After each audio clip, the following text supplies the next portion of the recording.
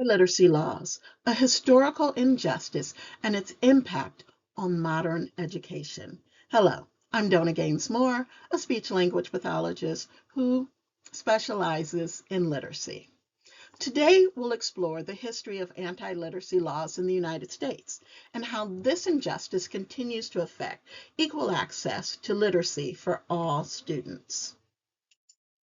Anti-literacy laws were a cruel tool of oppression in antebellum South. These laws were passed in states such as Alabama, Georgia, and Virginia, and it made it illegal to teach specifically enslaved people to read or write.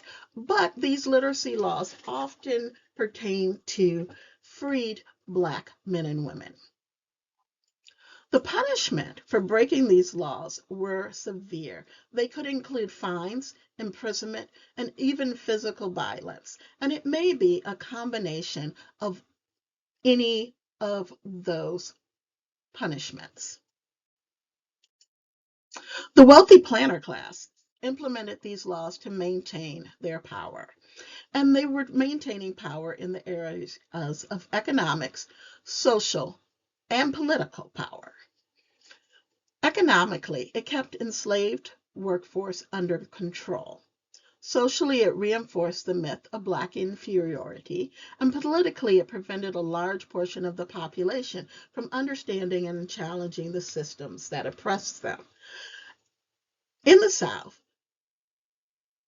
where there were slaves, they had a larger representation in the United States House of Representatives because of the 3/5 rule in the Constitution that counted the enslaved Blacks as 3/5 of a person, allowing the South to actually have a larger number of seats and maintain political control within the United States.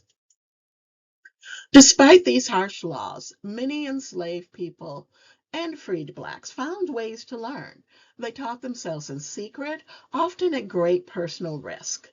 Free African Americans also established schools where they could learn. For instance, John Barry Meacham created a floating freedom ship on the Mississippi River to circumvent Missouri's anti-literacy laws. The effects of these laws didn't end with emancipation, unfortunately. They contributed to a long-term educational disparities that have impacted generations of African American families. This historical injustice has played a significant role in perpetuating systemic racism in our education system. Today, we still see the effects of this historical injustice. According to the National Assessment of Educational Progress, 35% of children nationwide in 2019 were at or above the reading proficiency level. This gap in proficiency is wider for Black students, with only approximately 18% reading at or above proficiency, compared to 45% of white students.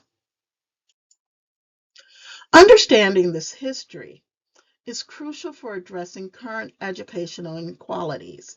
We must recognize that literacy is a fundamental right and a social justice issue. This means implementing evidence-based reading instruction and addressing systemic inequalities in our education system.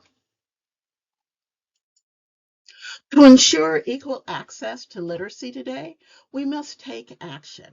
This includes implementing the science of reading in teacher preparation programs, providing all equitable resources and support for all students, and raising awareness about literacy as a social justice issue.